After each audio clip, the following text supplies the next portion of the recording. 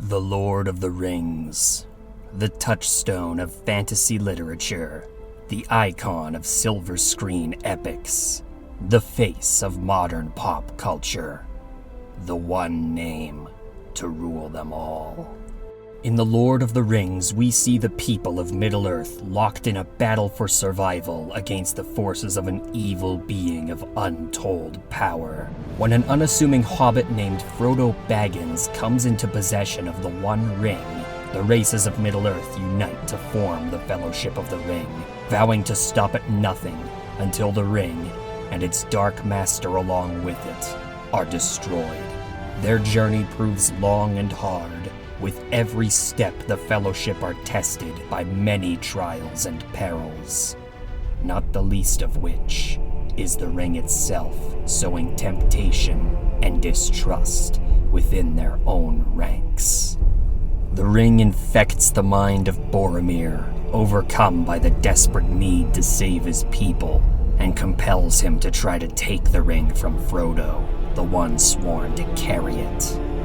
Though regretful of his misdeed, he has no time to dwell, as an enemy force closes in pursuit of the ring. Boromir fights valiantly, protecting Frodo's friends with everything he has. But despite his efforts, he is ultimately felled by the enemy. Boromir dies, leaving behind the hope that the Fellowship and the King-to-be will carry on his fight. But what if he hadn't? What if Boromir survived his fateful encounter with the Uruk-hai? Today, we consult the inspirational detritus left discarded on the cutting room floor. Today, we see to it that the armies of evil do not lay waste to the son of Gondor. Today, we imagine what might have happened next if Boromir survived the Fellowship of the Ring.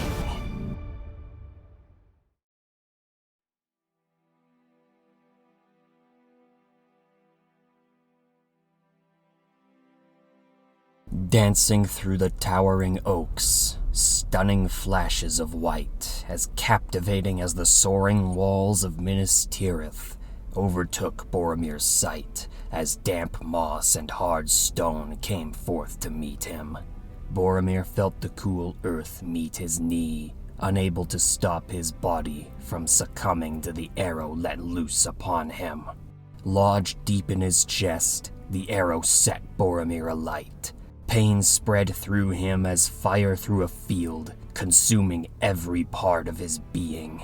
As he felt his sight clouding with white emptiness, the halls of his ancestors came to be, their walls reaching up to an endless sky of stars. Their whispers echoed in Boromir's mind, presenting to him a place at their side in eternity. But as the brilliant white light grew ever brighter, and he felt the spirits of those who came before carry him away, Boromir saw them. Two young hobbits, frozen in place. A sadness so powerful came forth, and the heart-wrenching agony that lay in what was to come was laid bare. In the eyes of Merry and Pippin, Boromir saw the end of all hope, even as his own eyes fled towards the skies of a world beyond. Could he go there now, and leave the world to the peril and darkness that was sure to destroy it? No.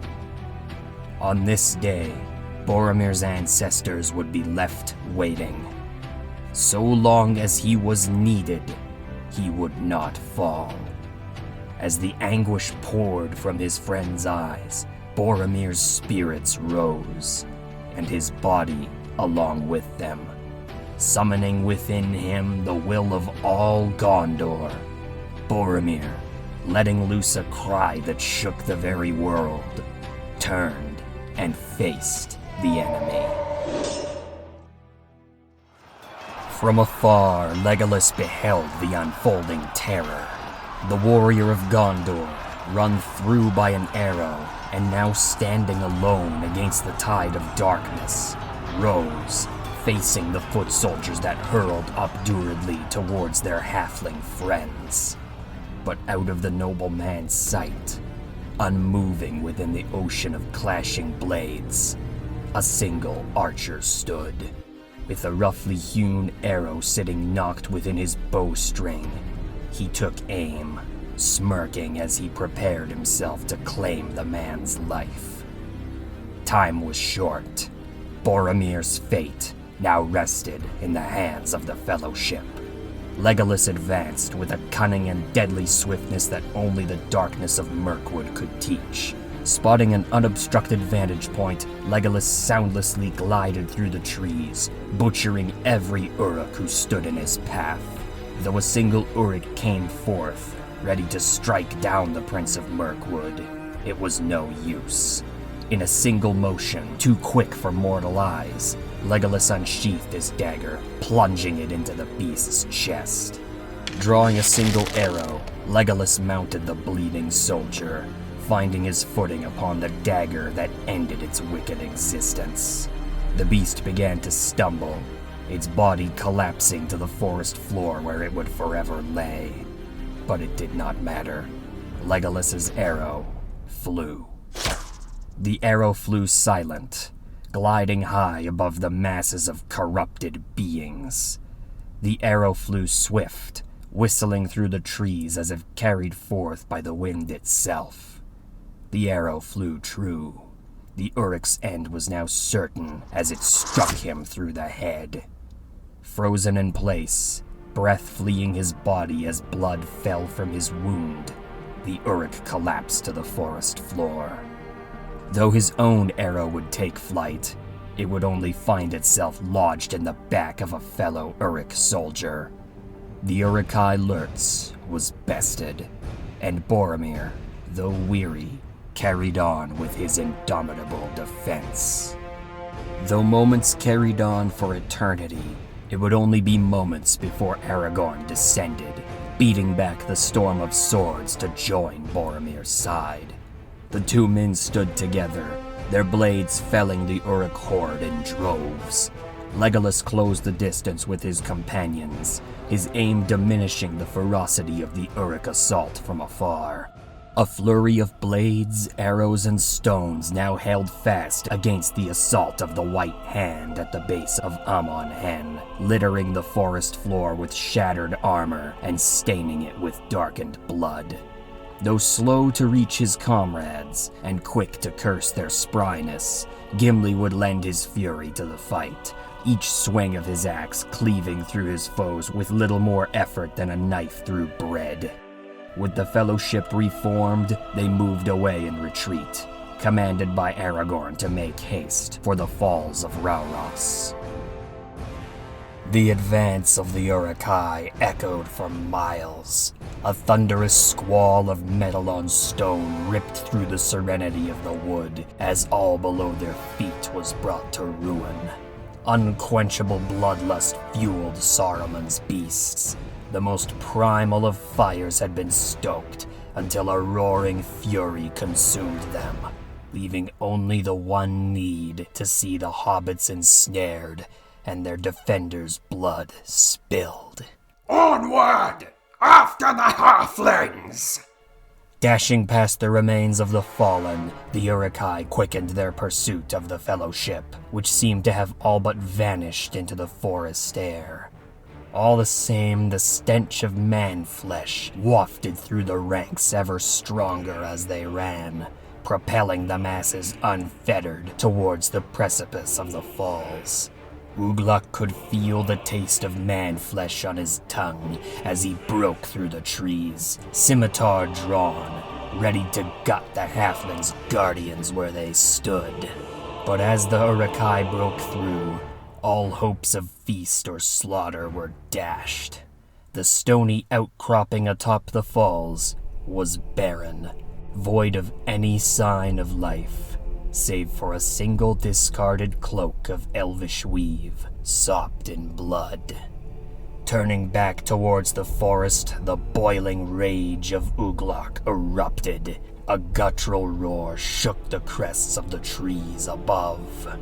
Returning his gaze to his men, the whites of his eyes clouded with blood, and the grip on his blade tightened ever more until it began to crack in his grasp. Find them! The veil of night fell heavy across Middle-earth. The crescent moon, whittled down to little more than a sliver, drifted across the sky, its illumination standing as the Valar's final beacon for those who traveled in the company of starlight. In spite of this, many corners of the world remained dark as pitch, untouched by the faded light. Within these dark hollows, the remnants of the Fellowship lie waiting. Hidden away on the great stony plains of Calanarthon, the group shivered as mighty gusts of wind cut through the jagged stone that served as rough and ready shelter, carrying the exhaustion of the Fellowship away and offering in its place a chill that sank into their bones. Though the eastward lands stood under the unwavering sentry of Legolas, the group dared not kindle a fire, for fear that the price of warmth would be paid by drawing the beasts to them as vultures to carrion. Ugh, the finest elvish cloaks, they say. Well, if it is warmth they are meant to provide, then why do they not stop the wind where it blows? Gimli paced feverishly within the narrow stony crevice, frantically running his hands up and down the length of his beard. Despite his remarks, he still attempted in vain to huddle within the folds of his elvish weave as he walked. Find comfort while you can, Master Dwarf. We will not be able to linger long. A guttural wince emanated from Boromir. The prickly herbs packed around his wound snagged at his skin as Aragorn tightened cloth dressing around his body, painfully pushing the earthy concoction deep into his wound. I fear our time to depart is fast approaching.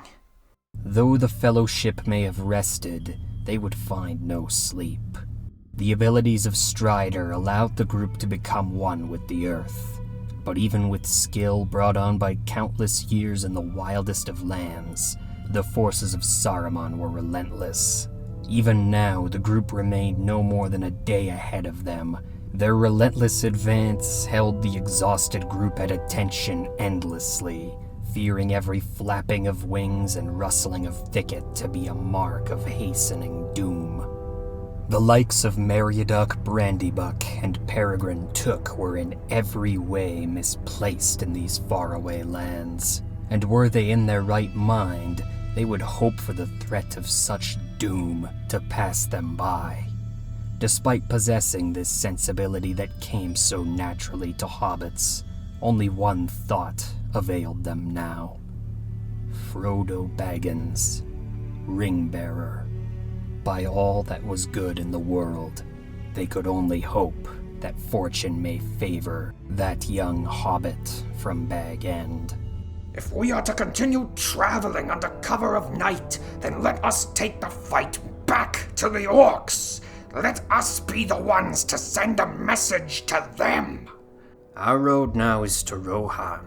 Without aid from the Horse Lords, we will not be able to stand against a party so great. What good does a parley with Rough Riders do for us now? Our quest was to destroy the ring, yet you would see us off in the wrong direction. What is Frodo meant to do out there all on his own? Aragorn allowed his eyes to be drawn to the waning light of the moon. The pale light glowed high above all, one of the final gifts of a bygone age of great triumph and of great despair. This shimmering beacon stood as one of the last connections the folk of Middle-earth had with the Valar of old. And now, that very light would stand to show the way for the one that wore the fate of a new age upon a small golden chain. Frodo's path is his own to tread, to follow him now would only risk bringing him to harm. Aragorn! Gimli's grip fastened around Aragorn, and with a strength uncanny to even the most hardy of dwarves, he turned Aragorn to face him. He should not be made to bear it alone. Though Gimli brought his fist down into Aragorn's chest, a weak tap was all that would be felt. The fire in Gimli's eyes, though bright as ever, had become concealed behind a fog of despair, his infallible air of stoic certainty reduced to little more than a shaky whisper. We should not have left him. We have to. All heads turned. Nestled deep in a nook beneath a small stone peak, the shivering form of Pippin spoke with a conviction peculiar to him. It was his choice to go. It's what he wanted. The heads of the broken fellowship turned once more, cast down to the prairie grass bristling at their feet. The vacant eyes of Merry searched the distant sky. Deep within, he hoped that in gazing up there, he might discover some God-given sign of the safety of his friend. This hope, as desperately as he held on to it, was little more than vain whimsy. He knew in his heart that he would likely never see his friend again. Why? The fellowship now turned to look upon Meriadoc Brandybuck, all save for Boromir. Why would he leave us? The vacant eyes of Merry had come into focus, returning from the endless expanse of sky, coming alight with a subdued fury that now pierced Boromir to his core. A slight tremble passed through his body, though it came not from the cutting sting of the wind. The earth beneath him seemed to quake as his body shook violently, the strain of guilt and fear racking him so viciously that he threatened to unravel where he lay. But even so, he could not bear the weight of such failure any longer. It was my doing. The silence, so absolute, seeming to any who lived as though it was born from the emptiness of the void itself, settled upon the land like a fog, and all the world was still. I tried to take the ring from Frodo. The suffocation of silence was reduced to ash. A ferocious rage burning hotter than dragon fire spewed forth in the screams that erupted from Boromir's former friends. Gimli rushed towards him, the axe in his hand seeming to splinter at his fingertips as it curled into a fist. Pippin scrambled to him like a wild beast, frantically reaching for any stone that might be fit to rend the flesh from his bones. Boromir laid helpless before them, sunk into the ground, waiting for the well-deserved justice their animal fury was bringing down upon him. Aragorn spun on heel, meeting the red-eyed savagery with inhuman speed. Securing a handful of Gimli's coarse beard, Aragorn twisted a braid in his grip, pulling hard to the sky while shoving the dwarf into a wall of stone. In his second arm, he clutched Pippin, scratching and flailing with the devotion of a cornered animal, trying with all his might to strike the man resting only a few feet out of his reach. That's enough! All of you, enough!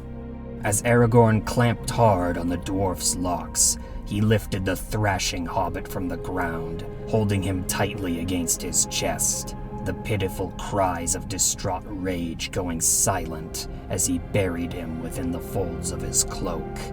All the while, Merry sat unmoving in silence, save for the rage in his heart, cast forth by eyes that brought to bear a force of hate powerful enough to move the whole world. A mere fright is nowhere near enough. Despite the tears welling in Gimli's eyes, his growl proved so fearsome that Aragorn's hold nearly wavered at the sound. Enough will be when I have removed his hands for daring to lay them on our ring-bearer. He needed us. We'll never see him again now. He'll die out there because of you. I'm sorry. I'm sorry, Frodo. Listen to me. Please, listen. Though Aragorn released his companions, he stood as a shield to Boromir, his hands remaining clasped on his companion's shoulders as he spoke. We will have no further cause to quarrel. I will not have us surrender to folly and despair. We've come this far, my friends, and after Frodo has given so much so that he might protect us, I will not see that gift wasted. Gimli and Pippin shrunk low in Aragorn's hold. The truth within these words simply could not go unheeded. Since the moment it came to them at the Council of Elrond, each and every one of them had languished in toil and strife of their own creation, but none could deny the evil it was born from.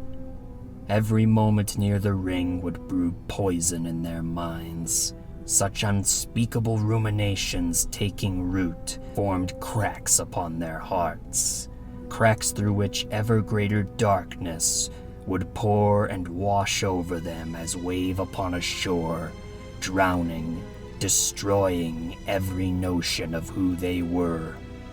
The power of the ring will do no harm to us now, so long as it goes where it cannot be reached. Boromir shifted onto his elbows, fighting through his body's protests of pain as he spoke.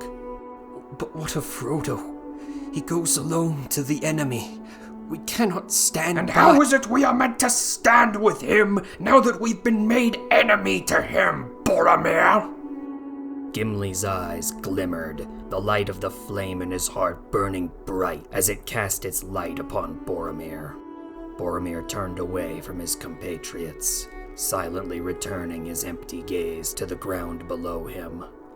My friends, Though the whistling winds threatened to carry his words away, Aragorn rose to meet his compatriots, and as he spoke, there came an unshakable resolution that brought life to his words, piercing any veil that would have cloaked the burdened minds of the party traveling to the end of the world. I swore an oath to protect Frodo. I know that even now, we will uphold it, no matter what is to come. Though silence lingered among the Fellowship on the plains of Kelenarthon, every one of them had found life again. Each and every one of them would lay in their minds a new path to tread. Though each path may have branched towards a different end, the way forward had become clear again. The Fellowship was whole once more. But if we wish to help him now, we must carry on. We must reach the riders of Rohan. Aragorn! All eyes turned to meet the shadow of Legolas as it descended the craggy peak that guarded their camp. Obscured in shadow as he was, it was still plain to see the haste with which Legolas descended, and as he drew near, the light of the moon illuminated the elven prince. His face, though sullen and dark, held a glow both by the light in his eyes and the sweat upon his brow. The Fellowship was still, the flames of fear now burning higher and brighter than all flames before, as Legolas spoke. The enemy has arrived. Across all ages, celebrated and untold, war was the way of Middle-earth. The battles of good and evil, and the everlasting scars they leave upon history and upon the land, are spoken of, inscribed, and taught to all who will heed them. Few places remain, or the pride of men, elves, dwarves, orcs, or any others that have not made their mark on the land through scripture or siege. The plains of Kelanarthan, a golden shawl unraveled under endless skies of blue, once stood as a monument to tales unspoken. It once was a place where only the hand of nature, gentle yet firm, guided the destiny of the land. But on this day, the blanket of silence, laid carefully yet unmoving over the land, would be laid to waste. The scourge of Isengard would not be staved. The Dark Army's long push had brought them within arm's reach of the prize they sought so tirelessly. And now, facing down a growing threat that grew ever stronger, the Fellowship fled for their lives. Fiery aches plagued them as the pain of every footfall shook through their bodies. No matter what horizon they looked to, gray skin and yellow eyes were there to greet them. As the horizons shrunk and the masses of orcs now enclosed them completely, the flight of the Fellowship ceased. Hearts soared as hands found weapons. The time to fight had come. Then, upon the horizons that shrank around them, the shapes of the land began to shift. Ebbing and flowing around the masses of warped armor and crooked cleavers, the plains rose to answer the intrusion. Slowly, the outlines of Uruk foot soldiers began to disappear, the hills rising and falling as they were consumed. Blurred masses emerged from the horizons with strength and conviction, absorbing the Uruks into it as it swept across the plains. As swiftly as the Uruks had trapped the Fellowship, they now turned on heel, returning to the hills, through flight and through fall. The horizons, once black with the armies of Isengard, now began to close once more. Though the mass still ebbed and flowed to their eyes, hues of earth and gold flashed before them as the arm of the earth drew closer. The Fellowship looked on in silence as the horsemen of Rohan rode to meet them. Now caged within a ring of armored stallions and gleaming pikes, the wayward party formed a circle of their own, shielding the wide-eyed hobbits who continued to observe the mighty cavalry with dumbstruck awe. Their hands rested on their weapons still, and their breath caught in their throats as a single rider approached. The eyes of the Fellowship searched for intent behind the eyes of the rider, obscured by golden rays of sun glinting off the man's golden visor. Speak now and speak true. What is your business in the Riddermark? Gimli, amused by the curt display of the young captain, turned his nose up at him, making no attempt to stifle the snicker that accompanied his words. It seems you've rather thoroughly acquainted yourselves with our business, Horsemaster. The rider dismounted, taking quick yet great strides towards them, until he stood nearly on top of Gimli. The remainder of the Fellowship dared not breathe, set at attention, watching worriedly for what would follow. Then tell me, dwarf, why should I not take your head for leading orcs in the slaughter of my kin? You will meet your end here if you try. As Legolas's fingers grasped the arrow in his bowstring, the wall of armor responded in kind. A squall of spears and pikes fell from the sky above to greet the encircled prey. With only inches between blade and body, the Fellowship found themselves suffocating in the maw of a steel beast, with the scent of weary rage and drying blood now closed tighter and tighter around them. Enough from you! Boromir frantically broke from the defensive perimeter. Though Aragorn reached to him, he could do nothing as the spear before him found his throat, holding him in place. Boromir, drawing his hands up and away from his sword, slowly approached the armored rider, his pleading gaze searching for humanity within his hidden eyes. I swear to you, on pain of death, we would never welcome those savages into any lands, and never more would we seek to bring them to the lands of our brothers. All at once, the impenetrable wall that was the horseman's face melted away. Boromir, we have no quarrel with the men of Rohan, Éomer. Boromir rested his hand on Éomer's shoulder, his pleading eyes piercing the young man's stoic mask. Our families have stood apart for too long. I have no right to ask anything of you, but I know you to be the most gracious hosts, even for those who might be so careless as we are. Éomer turned to his company, and with the wave of his hand, the wall of steel was lifted. As the fellowship found their breath again, Boromir's grip on Éomer remained firm, holding his eyes with his own as he carried on with his plea. You have seen for yourself what it is we face. Your uncle is a good man, just as you are.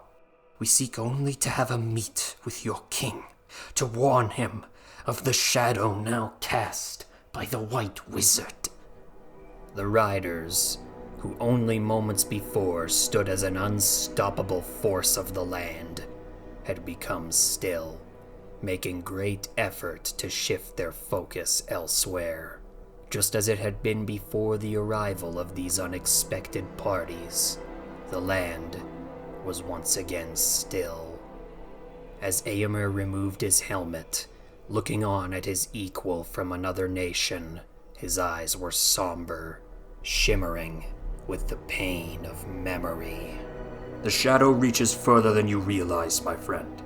It has made itself at home in the mind of the king. It no longer matters who stands as friend or foe, or family.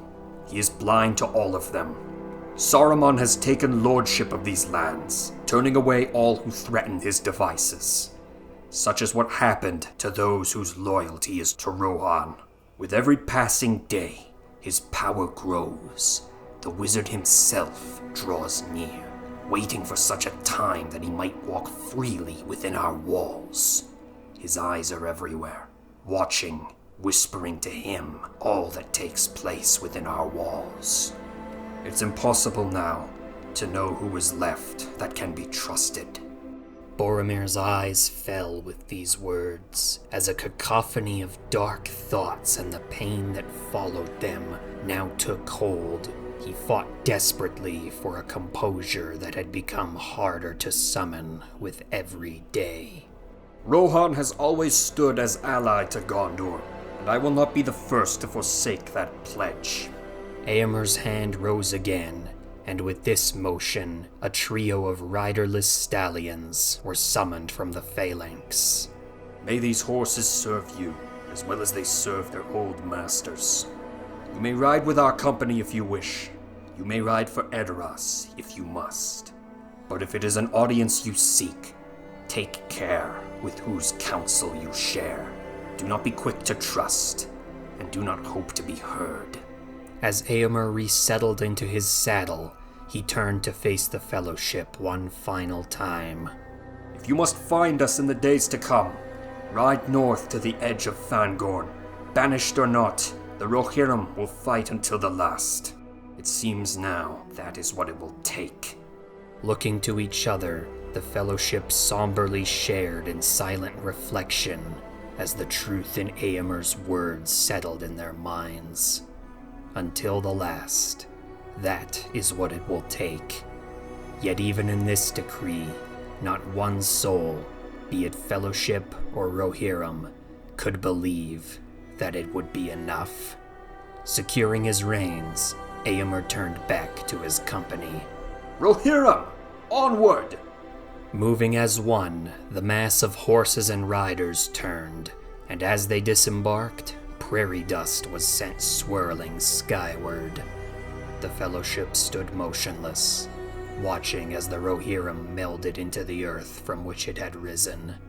And as the meeting of the hunting parties came to a close, the plains of Kalanarthon, were restored to the silence that had once been. Dust clouds billowed high as the haste of the horses tilled the silt and shale below their feet. These barren riverbeds stood as well-worn trails for the steeds of Rohan. Each footfall carried with it the instinctive ambition that would return them home. As the dust returned to the earth, the eyes of the Fellowship were cast towards the sky, where amongst the peaks that met the heavens, the great city of Edoras stood high above the land, cast as beacon and as sentry to all that dwelled in the kingdom of Rohan. With every passing moment, the Fellowship of the Ring, drawn ever closer by the hope of respite before them, felt a shroud of darkness settle uninvited upon their hearts. The words of Éomer echoed in the minds of the travelers. The shadow cast could now be seen just as easily as it could be felt. From the city walls, to the houses adorning the hill, to the eyes of the people within, silent as the grave as they watched their arrival, the darkness that had fallen over them was in everything they laid eyes on. A cold wind caught the travelers upon the trail to the great hall, cutting through their garments as though they were little more than rags. The leering gaze of the townsfolk imparted an ever greater chill, and the closer they came to the peak, the more the ire of their onlookers grew. Real charming welcoming committee, aren't they? Merry searched the faces of those who looked upon them. Every silhouette he found, be it sheltered in a doorway, concealed beneath a window, or standing plainly upon the road itself, all the people of Edoras could offer was a distant malcontent, bringing an ever greater chill to the winds that froze them in their saddles. Oh, never mind that. As long as there is food or pipes to be had, it's as good a welcome as you need. Merry looked to Pippin, intent on answering his foolish quip. Yet as he began to speak, a dreadful uneasiness overcame him. So cold was the gaze of those who followed his every move that the very air seemed to grow heavy to him. His words would remain lodged in his throat, his chest tightening until it seemed his breath would be forced from his body. In looking to Pippin, Merry could see that same apprehension within the faces of his companions. Not one of them could look upon the people that came to meet them. You better hope you're right about that, Pip. Before them, the precipice of the mount awaited. Upon it, the great hall from which the kingdom of Rohan was ruled. Upon dismounting their steeds and ascending the steps of the hall, the doors parted, and the Fellowship were greeted by a wall of armor. What news does the Wanderer's party come to declare? Aragorn searched Boromir's face. In his violation of the Oath of Fellowship, there were few who possessed the mind to forgive what Boromir had done. Even now there burned within Aragorn's eyes the hidden malice for the man whose betrayal may very well bring forth the end of the world and all who called it home. But these days were not ones where decisions could be made lightly. Every means that still remained must be called to action against the darkness of the East. Boromir would be needed in the fights to come. The intent within Aragorn's gaze, though near invisible, demanded of him the need to fulfill his duty. We come to tell you of our travels in the West. We come from a far field as Arnor, traveling so far as the feet of the Argonath. At every turn, we have been beset by beasts who grow in number and strength. At every turn, on every front, we have spilled our blood to face them. If left unmatched, they will find themselves outside the walls of your city. The King Theoden must be told at once.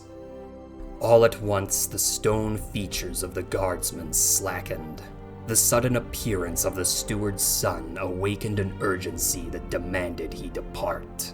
Though the guards stood their post, disallowing anything to be seen beyond, the muffled words of their commander still echoed. The hall beyond now carried with it a sensation of vitriol. The expressions within the commander's muffled utterances grew tense, the tenor in his voice growing high, just as the heat that came with it did. As the guardsman at last re-emerged from behind the armored wall, his eyes met with Boromir's. By order of Grima Wormtongue, you are to lay down all arms before you are to meet with the king. Merry and Pippin looked on from behind their protectors. Swords, daggers, axes, and arrows left the hands of their companions, finding themselves now under the control of the faceless men they were made to pass. With each weapon that entered the hands of the guard of Rohan, the two hobbits felt the pit of worry grow. They were made still, unable to believe themselves part of this strange and frightening new world they had found themselves witness to. But upon looking up and finding two armored men looming above them, hands outstretched, there would be no further doubt. They were now part of this world, no matter how badly they wished themselves removed from it. With the disarming of the hobbits, the guardsmen parted, allowing the fellowship to at last enter the great hall of Edoras. The air hung unmoving within the great hall, musty and dry as though life had long ago abandoned it to the whims of nature. Though the light of day shone outside the walls, the great chamber was dim. Any light that one might see could not be reached, as the gloom that enveloped the city would smother it at every turn. The feet of the guests of Edoras grew heavy with each step. Echoes like lightning cracked in the vaulted heights above their heads as they walked. Every step taken towards the king brought with it the threat that every step would have their feet give way beneath them. Near enough to study, yet too far to greet, lay the Congress of Rohan. In their eyes, unsettling machinations of paranoia, distrust, and disdain brewed for the collective of strangers so intrusively infesting their halls. No stronger did this contempt fester, though, than upon the throne of Rohan itself, illuminated in pale light cast by somber skies. King Theoden lay wilted upon his seat, skin pallid, molting away from stiff, gnarled bones, more so conjoined with the rough wooden chair than seated upon it. To look upon him as he was hearkened to a visage of a being that was only human in name, the only fire now lighting his soul burning as an ember.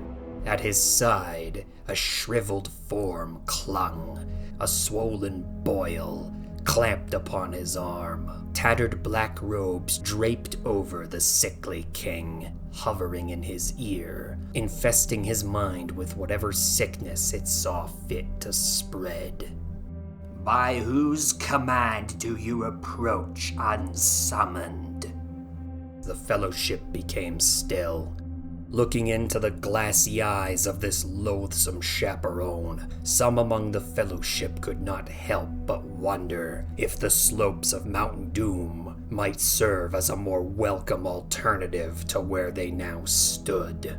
So troubling it is for our liege to provide such generous hospitality in answer to such disturbing accounts. What is it these harbingers of woe seek through burdening our king with such hysteria? Perhaps. Though Gimli strode swiftly towards the sickly advisor, he would swiftly discover that any offense he might impart would not be tolerated. the hand of Grima Wormtongue, with a single bony finger raised, summoned with it the king's guard, hands clasping hilts, poised and ready to strike without a moment's pause. Aragorn stepped forward, hands raised, silently appealing to any semblance of civility that might exist within the king's advisor. Our message is one of warning. We have traveled much of the lands of Rohan. We have met an enemy that grows in strength and ability. These are more than just mere orcs. They travel in sunlight. They are strong, they are fierce, and they are many. They are Uruk-hai. Even now, they come as legion from the west, unchallenged as they lay waste to all that cross their path. Rohan must answer this threat before more are made to perish on their account. Grima's brow furrowed, carefully studying the one who spoke to him. Aragorn stifled a shiver as he fought to summon the energy that might match the impetuous diplomat. What a curious proposition you present. The son of a steward, accompanied by a rabble of strays, come to demand fealty against an enemy that exists only in their own espousals. But what care have you for the weight of your words, for how they trouble our king so deeply at a time of such great strife? Why inflict such hardship to appease the paranoia of a madman? Have you not insulted us enough? Boromir turned his sights to the withered husk upon the throne. My king, your rule is nothing less than fair. When your people have sought guidance, it is you they trust before all. If you would not stand now, then it would be through fire and death that you will see the end of Rohan. Theoden, do not allow your people to meet their end butchered in their own homes. For the first time, Theoden's head lifted. Stirred from his stupor, his cloudy eyes probed the room before him. Lost, lifeless, void was his gaze. The words that departed Theoden's lips would best be described as a whisper. So silent were they that should even the gentlest breeze find its way through those halls, it would carry those words away as easily as dust. Grima's body hunched beneath his tattered robes as he scampered to the king, lowering himself to receive the words that his master strained so mightily to speak. His eyes widened to a bulge, darting now between the darkness of the hall and the ashen cracked lips that seemed to part without purpose. Unable to move, unable to think, Merry and Pippin could only hold on to bated breath as they awaited the decree of the king. The fear that poured through the young hobbits felt to them as though they were being held under water, with every breath taken sending them deeper into a suffocating darkness, with no reprieve and no end. But neither could say why they wished so desperately to disappear from this place. Was the fear born of the uncountable eyes leering from every direction they dared not look, or from the one who held their eyes with predatory curiosity as he spoke for the withered corpse upon the throne? Looking back upon the mass of unwelcome guests, insectoid eyes probing every movement of every member with poisonous contempt, Grima Wormtongue shared his master's declaration. One must be careful of imparting judgment too rash or too readily. So difficult it has become in such difficult times to see where threats may lie. Aragorn looked to Grima, finding only the blackest of hatred there to meet him. so difficult it is to know who one's enemies truly are. With this, the king's guard stepped forward. Their measured movements offered no suggestion of warmth or soul as they encircled the guests of the king. The hour is late. We have prepared lodgings for you to settle for the night. Go now. Take time to rest, and perhaps with the new dawn, your troubled minds shall have clarity. As Aragorn looked upon the withered king, he felt a darkness behind his clouded eyes. Behind this faded face, Aragorn saw a man dominated by a will not of his own. But as the guardsmen encircled the fellowship, it was clear that Theoden King was beyond their reach. As the guardsmen moved to the doors, the fellowship were swept up in their march. Aragorn felt fury, desperation, and sorrow climbing through his throat. His eyes, still wandering the dark recesses of the great hall, absorbed into himself the contempt and antipathy that emanated from the dim faces of the court of the king. Yet within their eyes, full as they were with disdain and suspicion, something deeper lingered. Deep within the hearts of the people of the hall, there was despair. Despair at horrors wrought and terrors yet to come. Despair for the weary facade put up day after day to stave away the darkness of the east. A darkness that now engulfed them, consumed them, left them numb and hollow as they stood against an evil they could not see had already taken them. But in no face did this despair present so plainly than in the face of a young maiden, golden hair falling flatly against the pale gown that dragged across the floor, lifeless as the form that wore it. However, in her eyes of forest green, a storm of desperation and despair whirled wildly. The wicked winds that whipped unhindered within her, whittling away what little of her may still cry out from the storm, struck Aragorn to his depths. Right then, Aragorn would write this image into his memories, holding her eyes with his own, even as the winds of darkness that had settled over the king's hall slammed the great wooden doors shut. Light and dark swam formless through Aragorn's vision. Pale light cast by a distant moon cascaded through the branches of trees. A faint breeze took leaves and shadows up in a dance with the stars twinkling high above.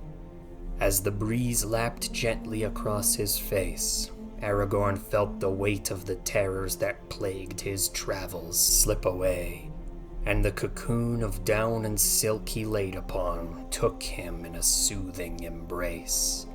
Here in the gardens of Rivendell, Aragorn allowed himself to be at ease. In this haven of the world of old, all the bodily toils of travel, all the sights of the peoples of Middle-earth falling to ruin, no longer assailed the mind of Strider. For it was here he was free to be alone, left untouched by the wicked machinations of the world beyond. Here, he was free to be with her. Aragorn. Gazing upon him, her hand entwined in his, Arwen sat with him.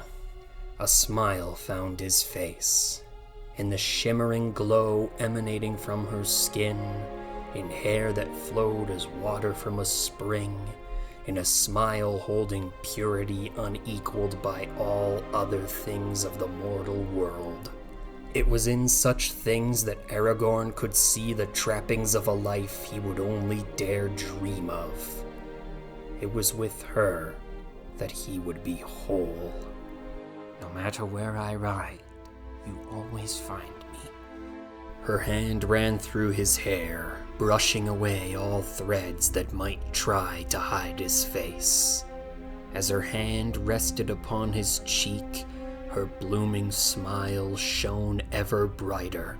Through all his long years, there never was, nor ever would be, any other that would awaken love in his heart such as this. No other could remind him so clearly of the light and beauty that life and the world had to share, no matter how far into darkness he might plunge.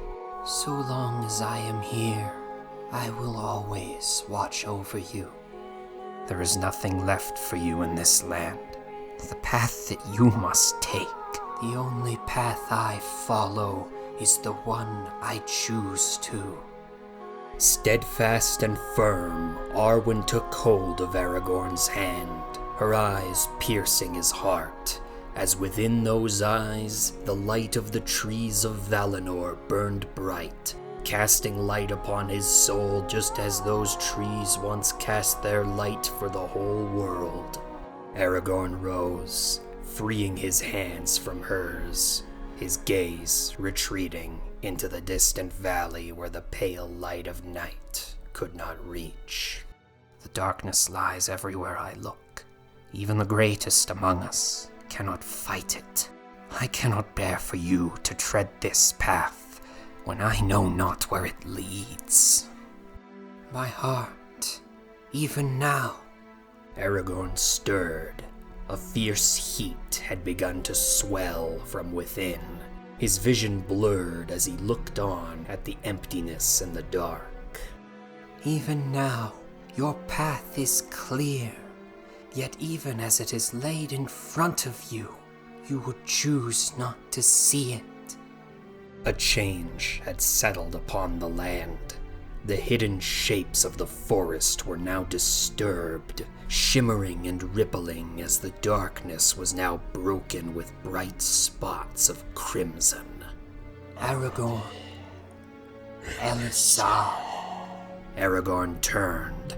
In place of the darkened forest, Aragorn now found himself swallowed by a city ravaged by flames. In the blackened char and molten embers that had once been Rivendell, the land twisted and turned as the scorched husk of the pride of elves crumbled away. And as Aragorn's eyes followed the flames that sought now to burn the sky, a great eye, brighter than sunlight, gazed down upon him. Arwen, the last trace of a world that fell around him, spoke with two voices. Aragorn wanted nothing more than to be free from this terrible vision, yet he could do nothing but watch, frozen in the flames, while the voice of his love and his enemy became one. See that which awaits you. Aragorn felt his eyelids lift, at last returning from his cold slumber on the sodden floor.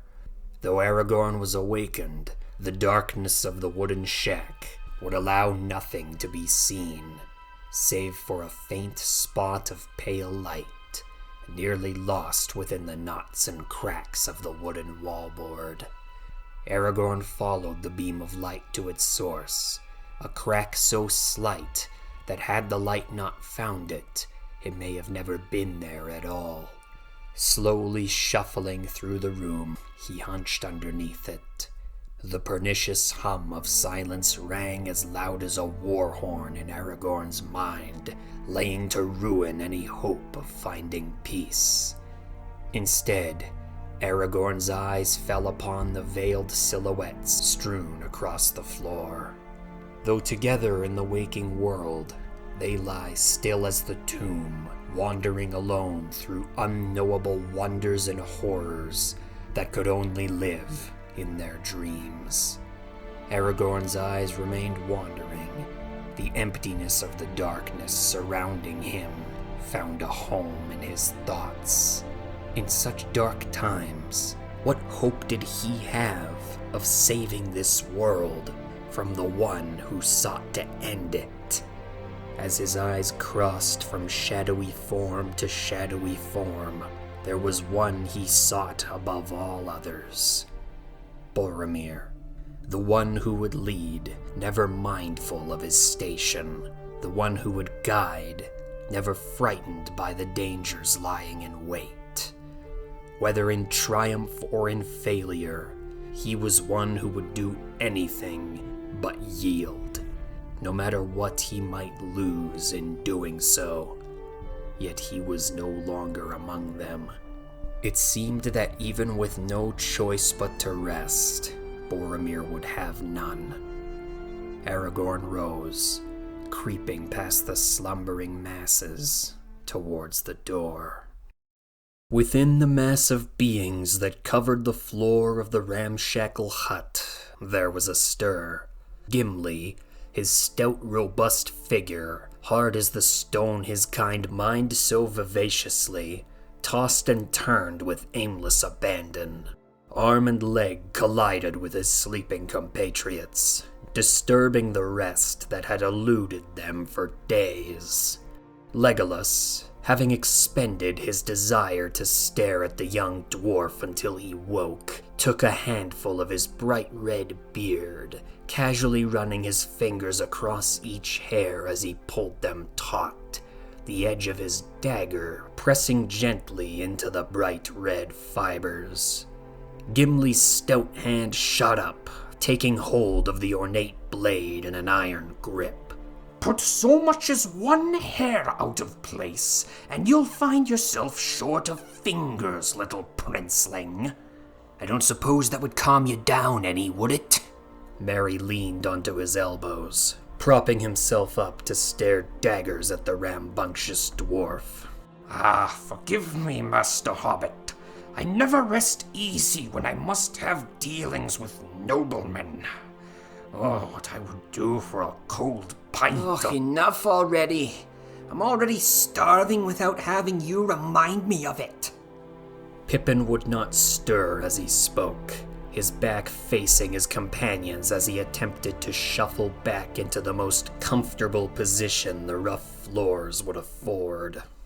The door flew open with a start, bringing the entire group to as all heads turned to the starlit entrance. Pippin groaned as he turned to face the unwelcome disturbance to the sleep that seemed to draw further away with every passing moment. Would you all just settle down and sleep already? As Pippin faced the door, watching Aragorn as he slipped through the dark threshold, irritation gave way to worry. Aragorn. The ranger, the sweat on his hands glistening in the moonlight, shook feverishly as he shut the door, voice cracking through the force of each breath he took. Boromir is gone. And with this, the wave of fear burning within the eyes of Aragorn now struck those of his fellows. Fiery tendrils of fear crept from gut to throat. With flushed faces and wide eyes, the remaining fellowship were motionless, their thoughts crying out with dread at what this departure might mean. Where did he go? Merry whispered timidly. The thought had idly slipped from his tongue, passing as mindlessly as a greeting to a neighbor on the street. Though he wished now to conceive thoughts more clever or practical, it would be the first and only one to pass his lips. The ring. It calls to him still.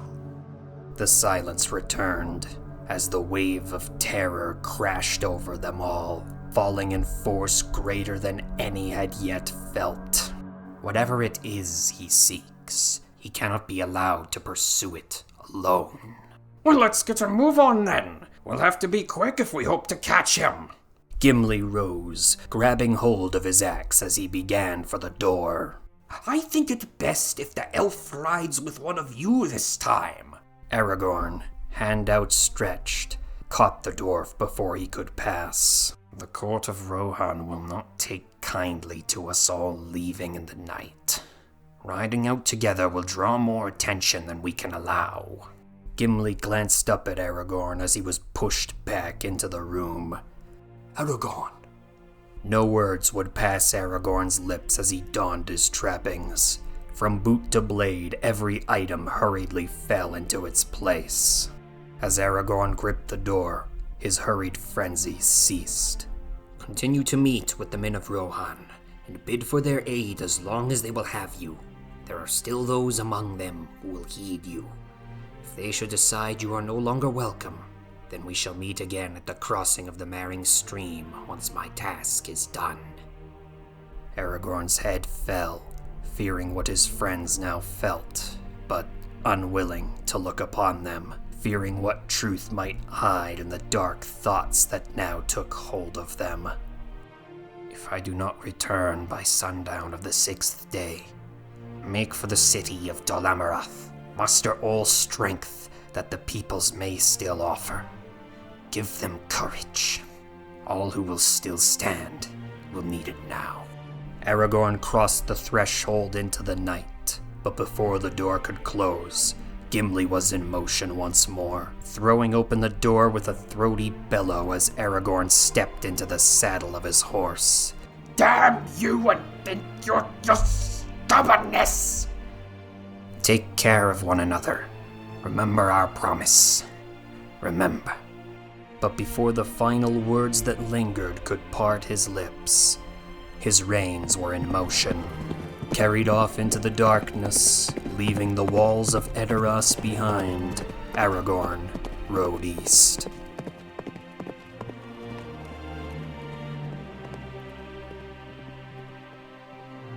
The coiled metal strand pricked Aragorn's thumb, embedding itself in his skin as he twirled it between his fingers. The small cluster of shavings in the trampled grass beneath him caught the light of the sun upon the horizon, leaving a glimmer in Aragorn's eyes. Gondorian steel, taken from a blade honed to be strong enough to carve stone and sharp enough to pare parchment. Aragorn looked to the east, seeing in the shallow boot prints embedded in the prairie grass the trail of a man making their way to Gondor. It seemed now that the call of home, echoing far from beyond the walls of the White City, had lodged itself in Boromir's mind so deeply that now even the holiest of beings could not hope to hinder him. But for the one now tasked with doing just that, the matter of what distance might still lie between them lingered at the forefront of his mind. Rising from the trampled earth, the ranger turned to the wildlands that shrouded the Mount Halfirion. Spurring his horse to life, the beast galloped onward, riding for the Great West Road. Aragorn's eyes drifted to the slopes of the mountain before him. High above, part of him was there, at that modest monument raised by the hands of his ancestral brothers, now buried through the ravages of time. Amon Anwar, the resting place. Long gone were the days of the last alliance that stood against the evils of Sauron. Long past was the reign of the last great ruler of Middle-earth, Elendil, High King of the Dunedain, leader of men, bearing the might and wisdom greater than any before or since. He summoned the spirit of the race of men, so that they would be free. Though few remained who might look back on such days, the spirit brought to bear in that time would live on forever in the blood of men.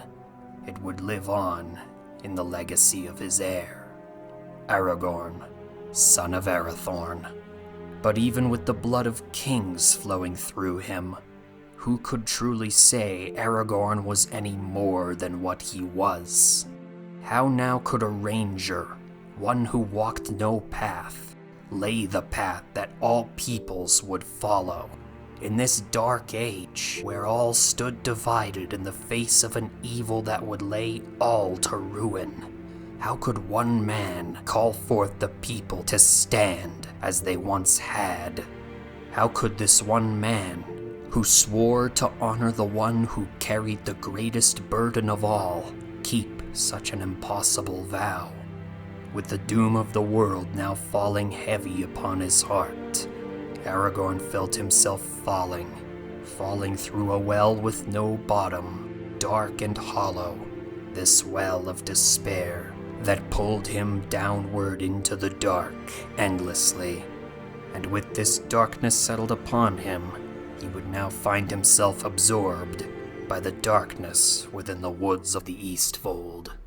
The darkened woods, untouched by dawn's light, swallowed all sights, leaving any who entered to turn to the sounds and smells of the forest to guide them. But on this day, there was a change. The forest, shrouded as it was in the cover of darkness, now kept time with a blanket of silence. No matter how hard the ranger strained, with senses made keen by years shared with the denizens of the wild, and no matter how much he yearned for the faintest of sounds to speak to him, he would find none. Not the sound of birds singing upon the branches, not the sound of insects cooing from hidden alcoves, not the rustle of leaves to the tune of the breeze and to the creatures that traveled the trails out of sight. Not one sound. Aragorn quickened his pace, urging his steed on with every whim of haste he could call upon. Aragorn began to feel the earth shake underfoot, and the force of each shock shook him as an axe to a tree, sinking deeper and deeper with every stride.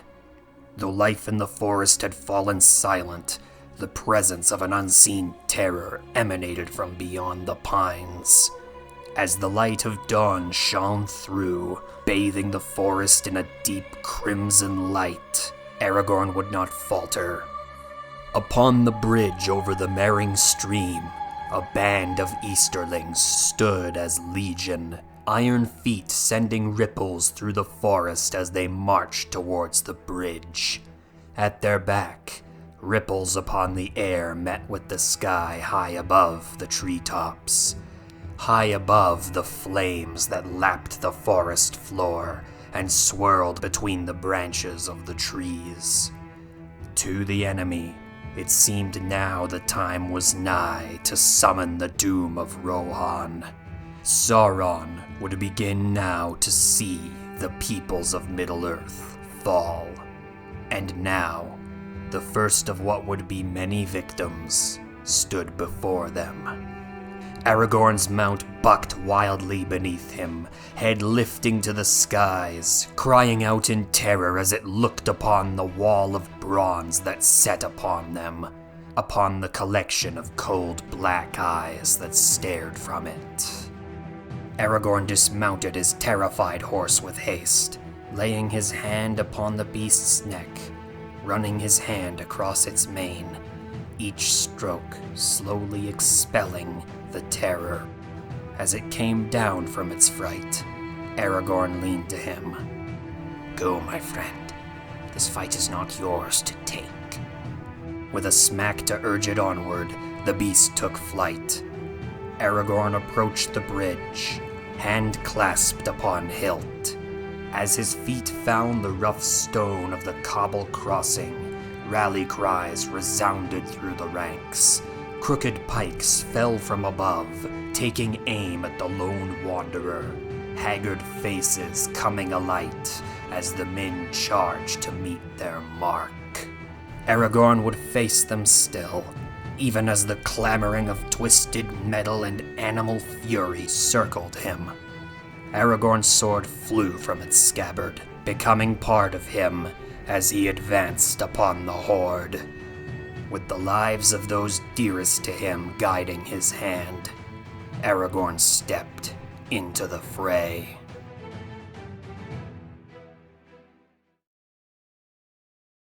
And that's the end of the beginning. So here's a fun fact for you.